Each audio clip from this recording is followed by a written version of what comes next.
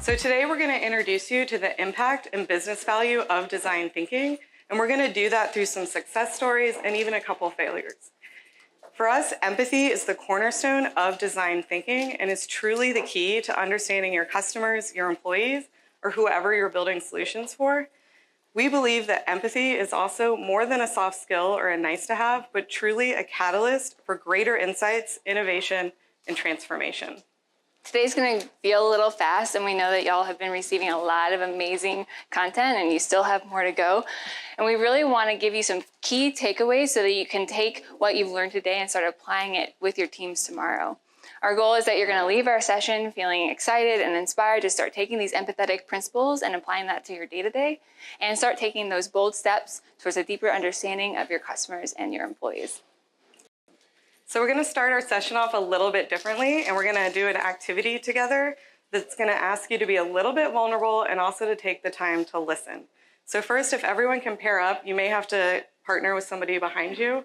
So what we're going to do is we're going to put a question up on the board, and we're going to have each of you ask the other person that question. And I'm going to challenge you to just listen for 2 full minutes. Really let that person share their story, their experience, whatever it is they have to share with you. Just take that time to sit back and hear it. And the extra challenging part, try to look them in the eye for the full 2 minutes. Sounds really tough, but I bet you can do it. And then we're going to switch. We'll then switch, and whoever asked the question will now listen. Any questions? Pretty clear? Okay. Y'all ready? So the question is, when was the last time you did something courageous? I know it's tough, but I believe in all of you. So pick one person to go first. And then we're going to go ahead and start the timer. All right. Ready, go.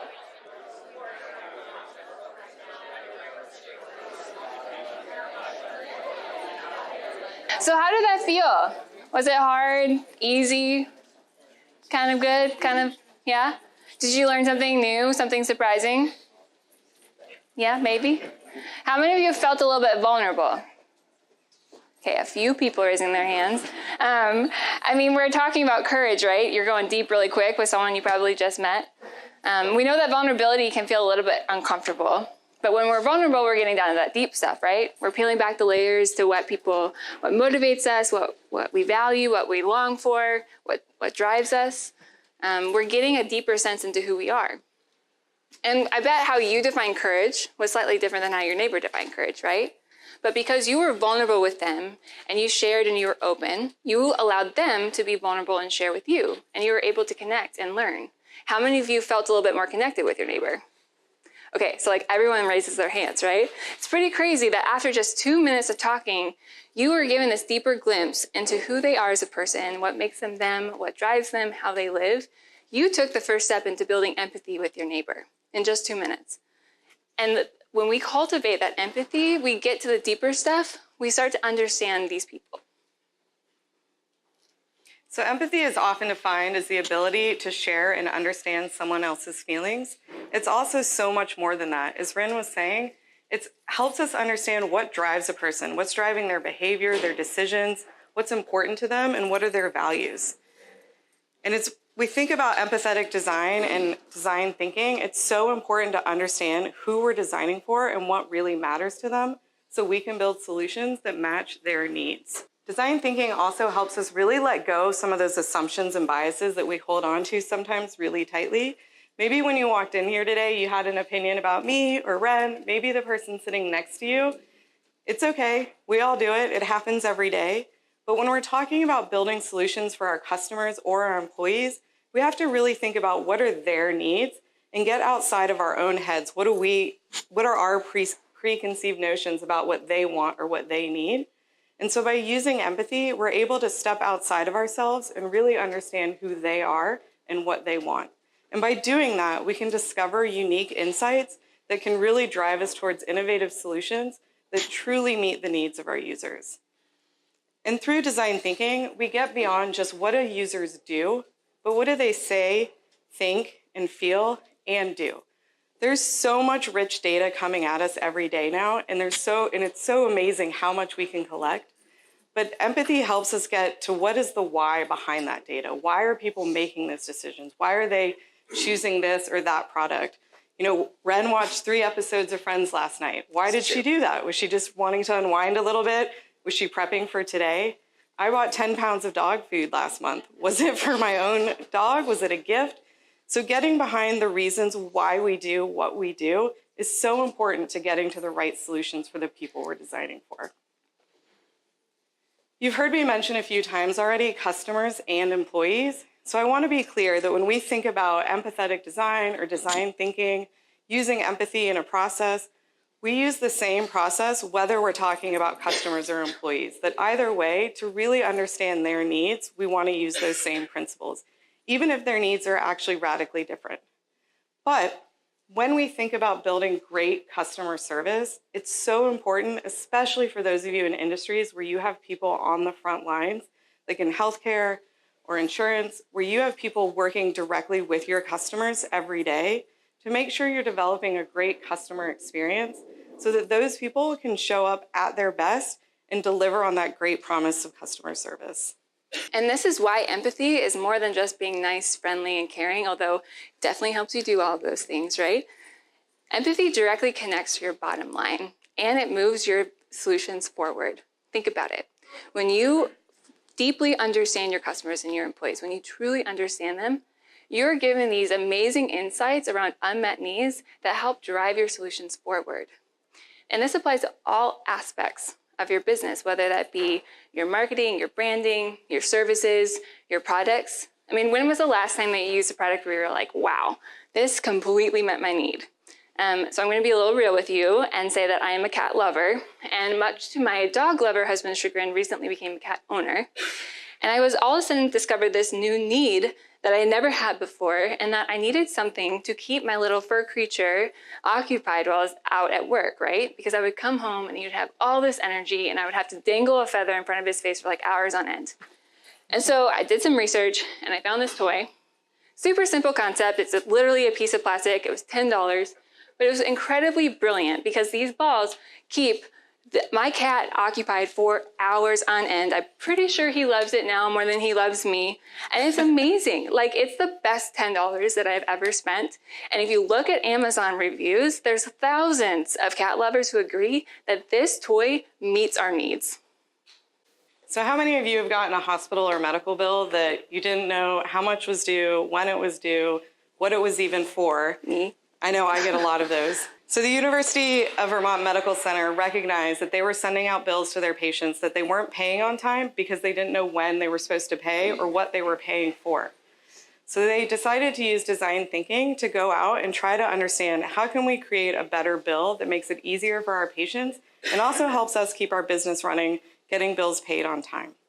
So they went out and they talked to patients. They also talked to customer service to understand what kind of questions were they getting from patients about billing. And they took all of those great insights so that they could design a better bill that was easy for people to understand. It was clear where the bill was coming from, what it was for, when they should pay, or if they had questions, who to contact.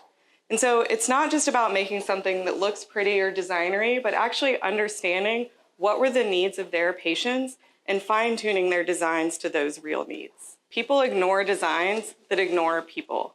With more and more innovation and more disruption in the market, the ability to build brands, services, or products that resonate with your customers is getting harder and harder every day. Your customers and your employees have more options than ever before, from where to buy, what products to use, what services they want, even where to work. So what's going to make them choose you? So who remembers Google Glass? One of the lead techs was actually a professor at my alma mater and had been wearing his own wearable computer since 1993, which is so far ahead of its time and such amazing technology. But there's a difference between an academic hypothesis and building something for your own needs and desires and what people want at scale as consumers. Also, when they were first testing out Google Glass, they were doing it within their own 4 walls and with their own teams. So if you're sitting around with other people who are in the office and you're all wearing it, it feels pretty comfortable and like it makes sense. But when they brought it out into the real world and launched it, they found out some very sort of tough insights. The voice activations were pretty awkward to do out in public. For people around the users, there was a lot of privacy concerns about, are you taking my photo? What's happening? What's the interaction look like? And then also, you kind of stood out in a crowd, and maybe not in the best way. It's a little bit, I mean, yeah. you know. So the point is that consumers weren't ready for this. There wasn't a real need that it was meeting at that time. And so it failed to launch and to have adoption that they were expecting. However, there is sort of a happy ending to this story. So after the original launch, Google listened to the feedback that they got from users and the insights that they learned from that launch. And it turned out there was an unmet need that Google Glass actually fit into. So in 2017, they released an enterprise edition that's now being used by organizations across the globe, from hospitals to car manufacturers. And now it's able to be used by doctors or factory line employees, people who aren't necessarily sitting in front of a computer all day, but need access to training and real-time information. So the moral of the story is, you can have like a really unique, cool idea or great technology, but if it's not actually meeting the needs of consumers or real people, then it's not going to be adopted. It's not enough that the technology is there or that your solution is feasible. It's also not enough that you can get value or profit out of it so that it's viable. You have to make sure that your users want it. You have to make sure that your solution is desirable. When you don't bring your users into the center of your design process, you're leaving the success of your solution up to chance. Because how do you know that people actually want it or they're actually going to use it? But when you bring them in and you ask them and you get a sense of what they want, you can be assured that your solution is going to meet their need and that they're actually going to use it. So what happens when empathy actually works for us? So how many of us have spent times in hospitals, either as a patient or as a caregiver for a loved one? And so often we see long hallways, it kind of smells of disinfectant. I know as a patient, it sometimes feels really uncomfortable and a little bit, how am I gonna get better in here? Am I gonna leave with something I didn't come in with? And it's hard to have that sense that you're in a warm and comforting place where you're gonna get better.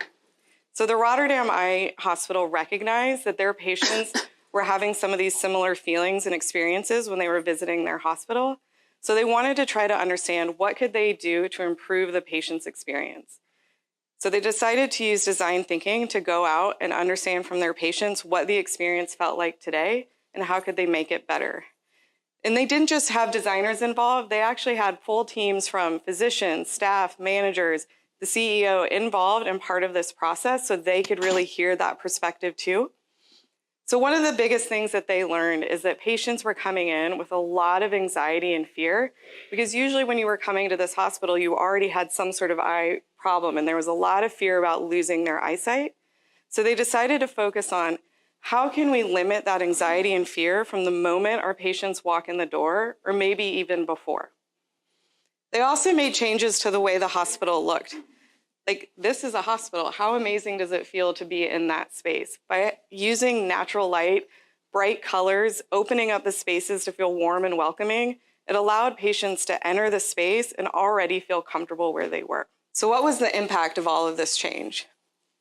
They won a bunch of awards for safety, quality, and design, which definitely got them in the news. And they also saw a 47% increase in patient intake, which is pretty big. And there's sort of two major things they attribute that to. One being all of this sort of positive news and feedback, but also that when patients came in and they could focus on care and not getting them comfortable with where they were, they could actually see more patients and serve more patients each and every day. They also improved their patient satisfaction scores, which was one of their big concerns when they started this process.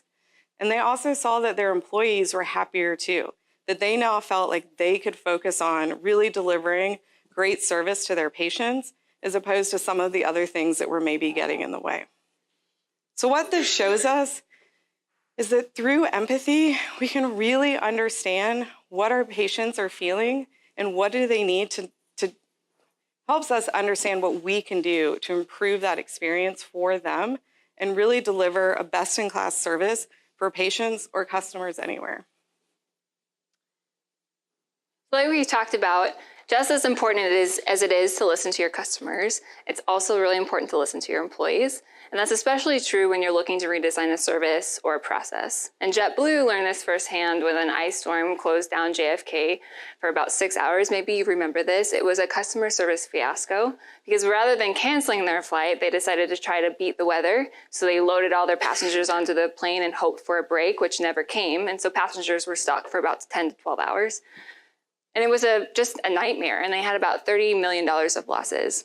And they originally tried to solve it from a top-down approach. The CEO apologized. They issued a customer bill of rights that would give cash refunds for cancellations or delays. But what they found, or what they realized really, was that that wasn't going to solve the issue because weather is always going to happen. It's unpredictable, right? Like we live in Chicago. We know this. It's always going to just keep us on our toes. And so they realized that they needed to look at the front line because that was where the problem was. So they brought in employees from all over the organization, from all across their front line. Anyone who was involved in helping planes get off the ground, whether that be reservation agents or crew schedulers, pilots, flight attendants, you name it, about 120 of them. They got them in a room. They talked about what they liked or what was working, what wasn't working about their jobs. And one of the more powerful exercises that they did was they started to imagine what would happen if another severe weather crisis hit.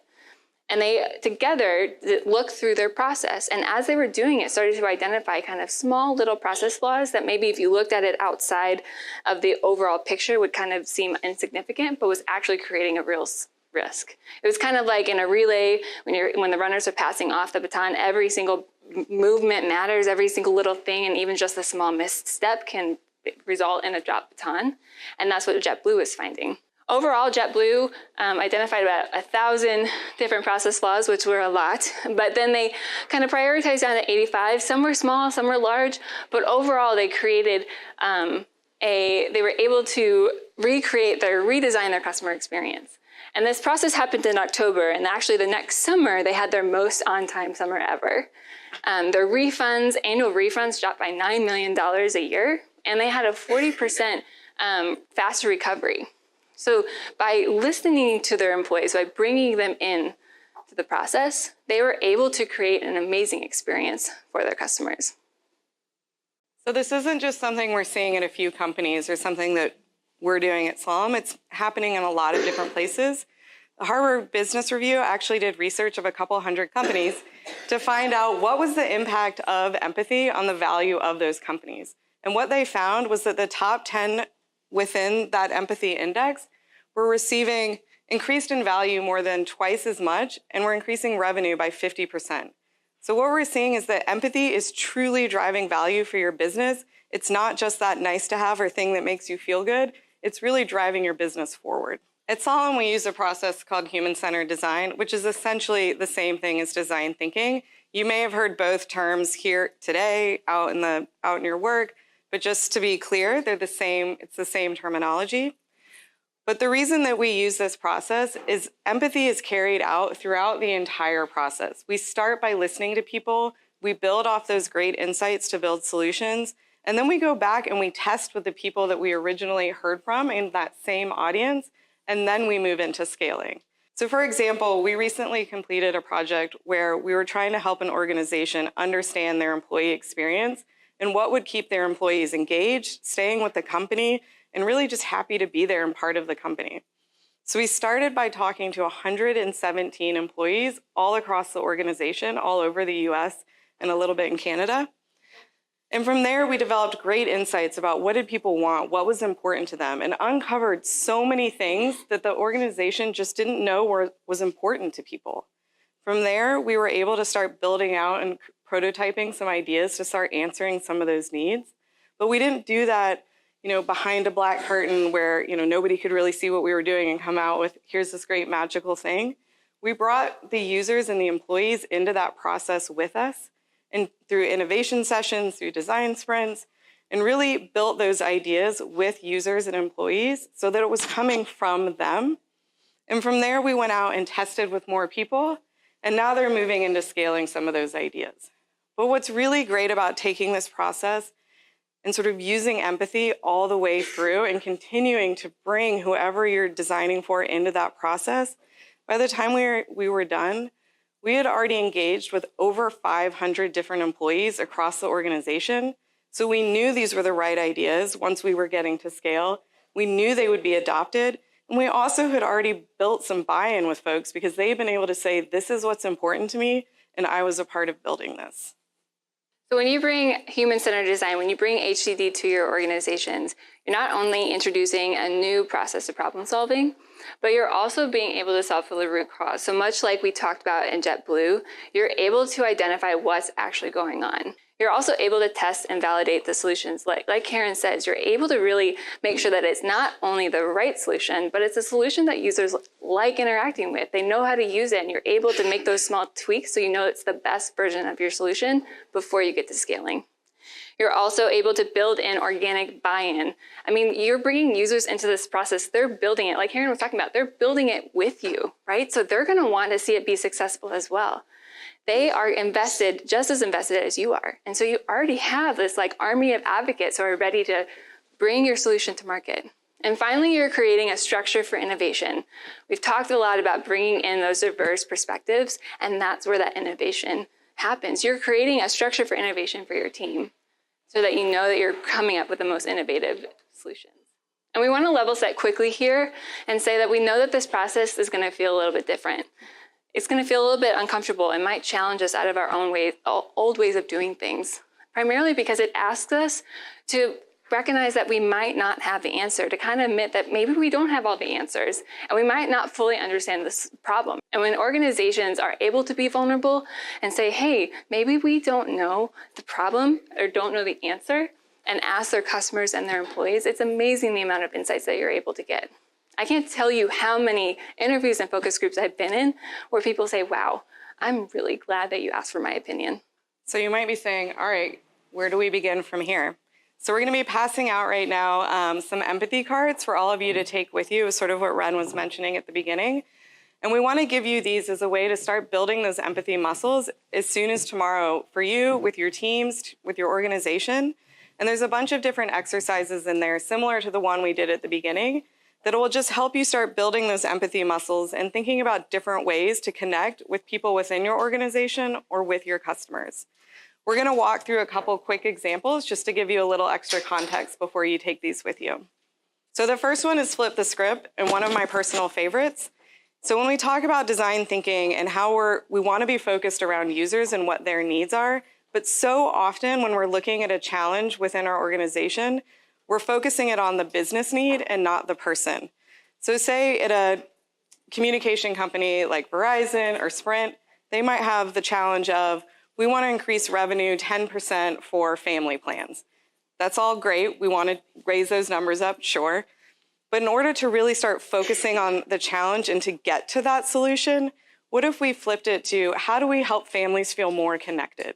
So it's taking that same question, but really focusing it on the people that you're going to be designing for and who you're going to need to engage in whatever you're creating to get those numbers up that you're looking for. So now's the time to invest in empathy. And human-centered design is a process that helps you organically build empathy into your teams and your process. And that empathy leads to uncovered insights around unmet needs. And those insights are going to lead to greater innovation and ultimately differentiate your organization from others like it and lead to happier, more engaged customers and employees, better your bottom line, and really just create long-term success for your organization. Thank you. Thank you. All right. Any questions? Can you give examples of where companies have taken this not as a one-time exercise, but actually do this on an ongoing basis? So a quick example is, so the organization I was talking about where we did all the employee interviews, that was sort of the first time that they had taken on a project like this. But while we were doing it, it was really, they were trying to really grow this mindset across the organization of, here's a problem we're focusing on, but we actually want to bring design thinking and empathy to everything we're doing. So throughout that process, we were sort of guiding them and teaching them about it so that as they started to approach other problems, they were bringing the same mindset to it. So currently they're looking at, it's an insurance company, so they're looking at what is the frontline experience for customers and agents in terms of how they're interacting, and they're using the same mindset and process to build new solutions around that. And then they've also used it for Their IND, their IND inclusion, strategy. diversity strategies. So how often do you have like a brainstorming session? You come out of it with 15 ideas, and then you have another brainstorming session, and then another, and you just kind of keep circling around. And you're not really sure which idea are we taking forward. Is it Ren's? Is it mine? Is it Bob's? Is it Sue's? And there's no like clear thing directing you where you need to go. And so by using this process, there's actually guardrails around it that helps you get to where you want to end up. What's different is you don't know what that solution is till a little bit down the process. So it feels very ambiguous, and like maybe you don't know where you're headed, but then you'll find out that you end up in places that you never would have expected.